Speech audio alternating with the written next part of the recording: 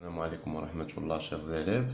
Alors اليوم غنشوفوا لا دوزيام لوسون من الماتيماتيك ديال لي فراكسيون، يعني الكسور او اعداد الكسرية. غنشوفوا لي زوبيراسيون سور لي فراكسيون، يعني العمليات على هاد الاعداد الكسرية.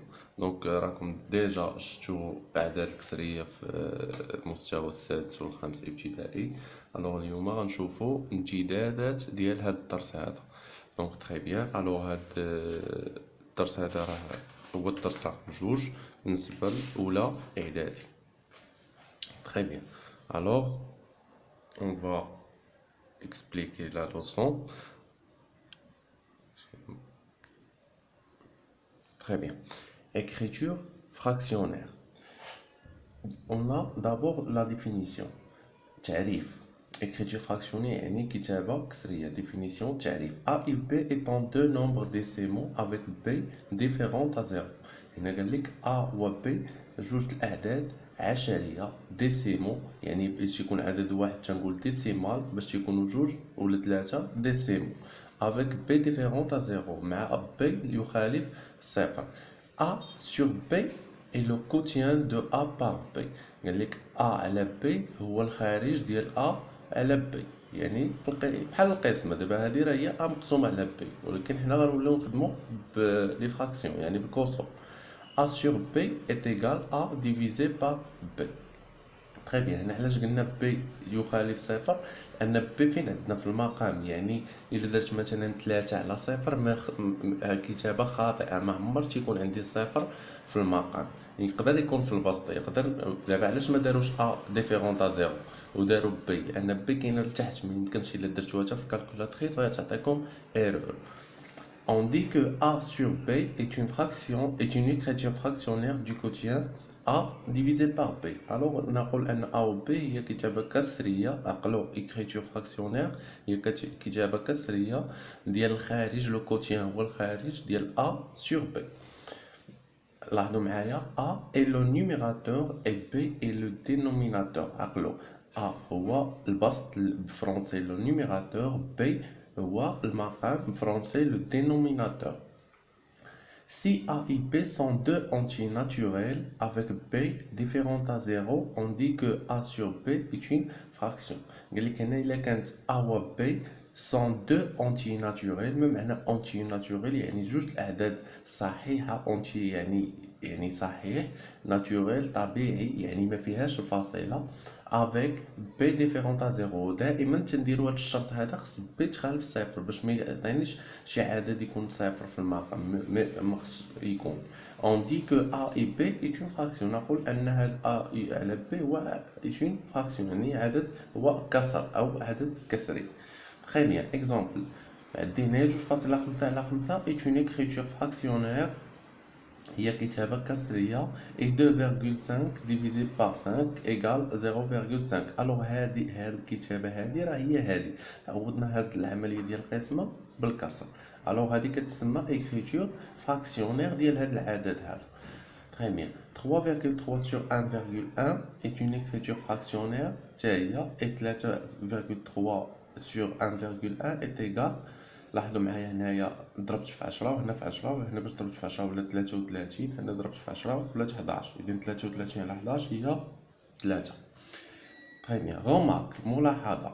Certaines fractions peuvent être des nombres décimaux par exemple. هنا قال لك بعض الكسور يقدروا يكونوا أعداد عشرية. مثلا 5 على 4 كتعطينا 1.25، 3 على 2 1.5، 2 على 10 تتعطيني 0.2. يعني هاد 0.2 1.5 1.25 أعداد عشرية، دي نومبر ديسيمو. ديسيمو إلا كان ان نومبر تنقول ان نومبر ديسيمال. Très bien.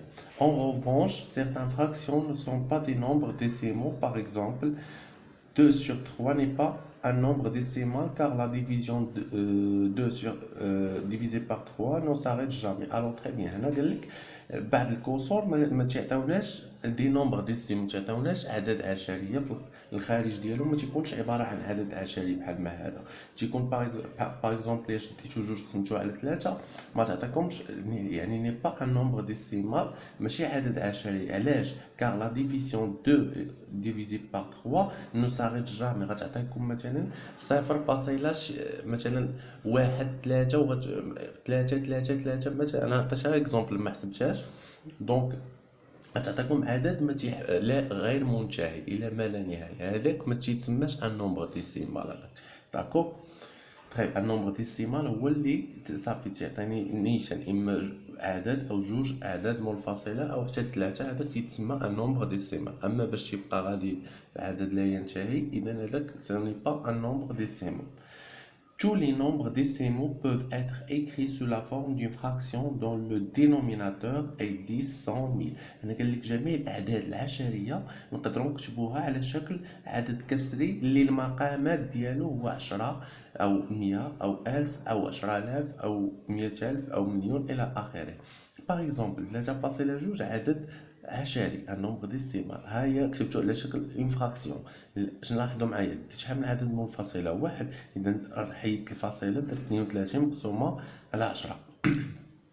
تري بيان. هنا 1.23 شحال عندي؟ جوج. اذا حيدت الفاصله 123 وقسمتها على 100.